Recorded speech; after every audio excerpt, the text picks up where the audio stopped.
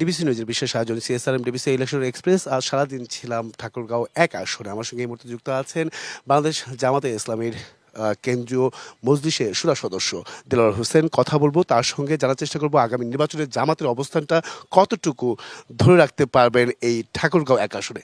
স্বাগত আপনাকে CSRM DBC election এক্সপ্রেসে। শুরুতেই যেতে চাই একটু প্রশ্ন, সেটা হচ্ছে দীর্ঘ ১৭ বছর আপনারা এই প্রকাশ্যে আসতে পারেননি।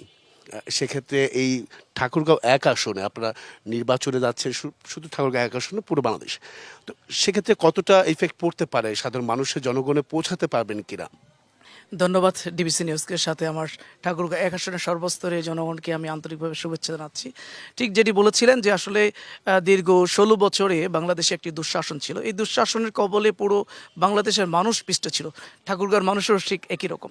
বিশেষ করে স্পেশালি বাংলাদেশ জামাত ইসলামী শীর্ষ নেতৃবৃন্দকে এক এক করে ফাঁসির মঞ্চে নিয়ে যাওয়া হয়েছে। অসংখ্য নেতাকর্মীদেরকে গুম করা হয়েছিল।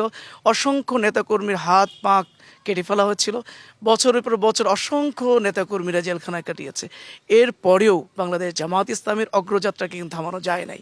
আমরা শত বাধা প্রতিবন্ধককে উপেক্ষা করে আমরা জনগণের জন্য কাজ করার চেষ্টা করেছি। কিন্তু ঠাকুরগাঁও ১ আসনের বিষয়টা একটু জানেন? আমরা ঠিক একই রকম ঠাকুরগাঁও আমরা এই বিগত ১৬ বছরের মধ্যে আমাদের শত প্রতিবন্ধকতার মধ্যেও, জুলুম নির্যাতনের মধ্যেও আমরা কিন্তু সামাজিক কর্মকাণ্ড থেকে আমাদেরকে বিরত রাখতে পারি নাই। আমরা সবসময় মানুষের পাশে ছিলাম। মানুষের বিপদ মুসিবত সব কিছুর পাশে, যেখানে অগ্নিকাণ্ড সেখানে আমরা দৌড়ে গিয়েছি, যেখানে শীতের সময় বিভিন্ন রকম তাদের গরম কাপড় দিয়ে তাদের পাশে দাঁড়ানোর আমরা চেষ্টা করি।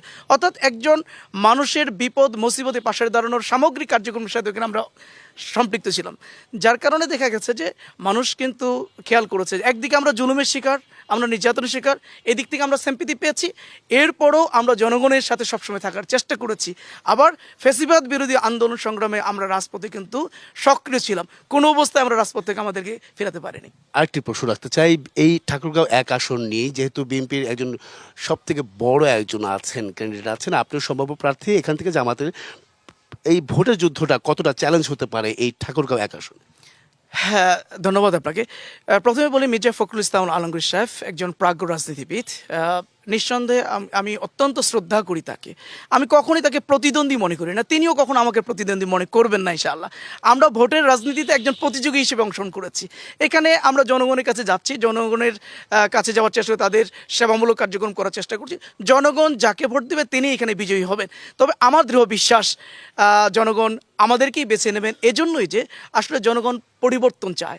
দীর্ঘ ১৬ বছরে যে প্রচার রাজনীতি, এখানে যে চাঁদাবাজের রাজনীতি, এখানে যে টেন্ডারবাজের রাজনীতি, এখানে যে বৈষম্যের রাজনীতি, এখানে যে দুর্নীতির রাজনীতি, এই রাজনীতি থেকে মানুষ কিন্তু বেরিয়ে আসতে চায়।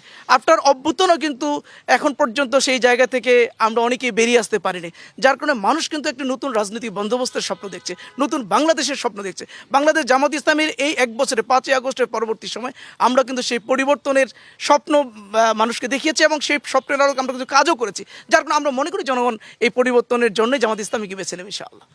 তো এই সুসংগঠিত আপনাদের দল, আপনারা বলছেন বারবার, কিন্তু তারপরেও মানুষের দ্বার প্রান্তে গিয়ে আপনারা কি ধরনের প্রতিশ্রুতি দিতে পারেন, কিংবা আপনাকে যদি মনোনয়ন না দেওয়া হয়, অন্য কাউকে যদি দল থেকে দেওয়া হয়, তাহলে সেক্ষেত্রে কি একসঙ্গে তার হয়ে কাজ করবেন কিনা? এটা অবশ্যই আমরা এমন একটি দল, আমরা সবসময় চেন অফ কমান্ড ফলো করি। এখানে কেউ আমরা নিজেরাই এখানে এমপি প্রার্থী হতে চাই না।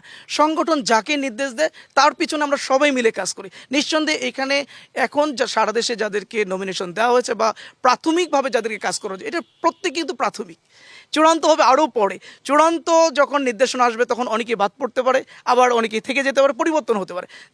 যেই নির্দেশ আসবে সর্বশেষ সেই নির্দেশ সবাই এখানে মেনে নেবে। আর আপনাকে যদি বলি, এখানে ঠাকুরগাঁর যে এখানে স্বাধীনতার যে ৫২ বছর গেছে, আসলে এখানে এই ৫২ বছরে এই ঠাকুরগাঁর মানুষ অনেককে এমপি বানিয়েছে, অনেকে এখান থেকে মন্ত্রী হয়েছে। আসলে ঠাকুরগাঁর তেমন কোনো উন্নয়ন কিন্তু হয় নাই। আপনি খেয়াল করবেন যে একটা বিমানবন্দর চলে, সেই চালু হওয়া বিমানবন্দরটা কিন্তু বন্ধ হয়ে গেছে। যারা এমপি মন্ত্রী হয়েছিলেন তারা কেউ কিন্তু এই বিমানবন্দর চালুর উদ্যোগ নেয়নি। এখানে স্বাস্থ্য খাত বলেন, খুবই খারাপ অবস্থা। এই ১৭ লক্ষ মানুষের জন্য মাত্র একটা সদর হাসপাতাল, যেখানে আধুনিক কোনো ট্রিটমেন্টের ব্যবস্থা নেই।